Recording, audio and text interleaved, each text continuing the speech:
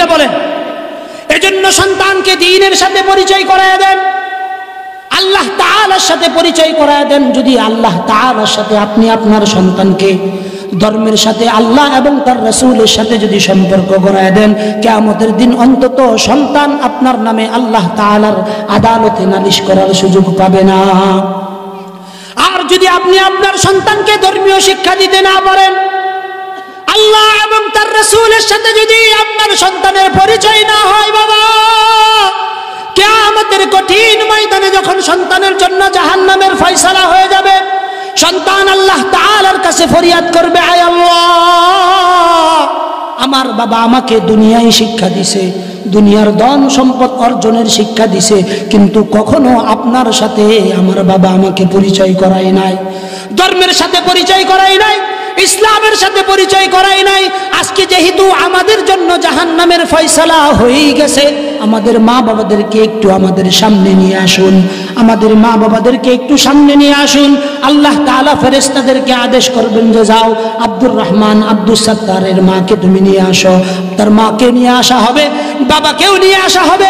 আসার পরে যখন সন্তানের সামনে মা বাবাকে দাঁড় করায় দেওয়া হবে, সন্তান আল্লাহ তাআলার কাছে বলবে, তাহতা আকদামিনা লিয়াকুনা মিনাল আসফালিন। ও মা বাবা, আজকের দিনে তোমরা আমাদেরকে দুনিয়ার হায়াতে আল্লাহ এবং তার রাসূলের সাথে পরিচয় করাও নাই, দ্বীনের সাথে পরিচয় করাও নাই। আজকের দিনে আমরা যখন জাহান্নামে যাব, তাহলে তোমরা শুয়ে পড়ো, তোমাদেরকে কদম দিয়ে পাড়িয়ে, জুতা দিয়ে পাড়াইয়া তারপরে সন্তানগুলো জাহান্নামের মধ্যে যাবে। আপনি বলেন, আপনার সন্তান যদি জাহান্নামে যায়, মা বাবা হিসাবে আপনি দায় সারা না, আপনাকেও জাহান্নামে যাইতে হবে। আপনি নিশ্চিত থাকুন, কিয়ামতের দিন আপনার সন্তান যদি আল্লাহ তাআলার আদালতে আপনার জন্য মামলা ঢুকায় দেয়, ওই মামলা থেকে কোশ্চিনকালেও আপনি রেহাই পাবেন না। দুনিয়ার আদালতে হয়তো আপনি ঘুষ দিয়ে ছাড় পাইবেন, উকিলকে টাকা খাওয়ায় ছাড় পাইবেন, কিন্তু কিয়ামতের কঠিন ময়দানে মুসিবতের আদালতে এমন একটা অবস্থা হবে, ওই অবস্থার ভিতরে আপনি যতই চেষ্টা করেন না কেন, চলচাতুরি করেন না কেন, আপনাকে ছাড় দেওয়া হবে না। কেন ছাড় দেওয়া হবে না? কারণ কিয়ামতের ময়দান এত মুসিবতের একটা ময়দান হবে, ওই দিন কেউ কারো পরিচয় দিবে না, ঠিক, কিন্তু গুনাহের ক্ষেত্রে একজন আরেকজনের পরিচয় দিবে। কুরআনে কারীমে আল্লাহ তাআলা বলেন, ইয়াউমা ইয়াফিরুল মারউ মিন আখিহি ওয়া উম্মিহি ওয়া আবিহি ওয়া সাহিবাতিহি ওয়া বানিহি। এমন একটা দিন আসবে, ইয়াউমা ইয়াফিরুল মারউ মিন আখিহি, ওই দিন একজন আরেকজনকে দেখে পলায়ন করবে। ভাই তার ভাইকে দেখে পলায়ন করবে, মা তার সন্তানকে দেখে পলায়ন করবে, ভাই তার ভাইকে দেখে পলায়ন করবে, স্বামী তার স্ত্রী দেখে পলায়ন করবে।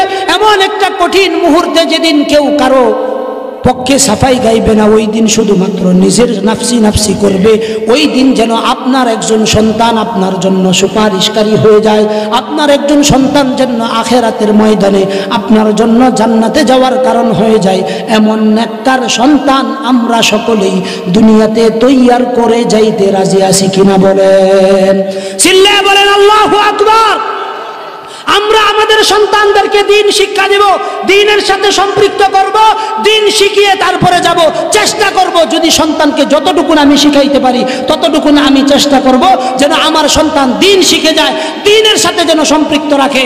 আপনার সন্তান যখন ছোট হবে, তার সাথে আপনি হুসনে আখলাক তাকে শিক্ষা দিবেন, তার সাথে ভালো ভালো কথা বলবেন, রুর মেজাজে তার সাথে কথা বলবেন না, মাদ্রাসার উস্তাদের সাথে ভালো ব্যবহার করবেন, উস্তাদের সাথে কখনো বেয়াদবি করবেন না সন্তানের কারণে। যদি আপনি আপনার সন্তানের কারণে উস্তাদের সাথে বেয়াদবি করেন, কিয়ামত হয়ে যাবে, আপনার এই সন্তান কখনো মানুষ হওয়ার সম্ভাবনা নাই। কি জন্য নাই? দুনিয়ার সমস্ত ইলমগুলো, জ্ঞানগুলো বেয়াদবি করলেও শিক্ষা করা যায়, কিন্তু কোরআনের ঐশী গ্রন্থ, কোরআনের ইলম, এটা কখনো বেয়াদবের ভাগ্যে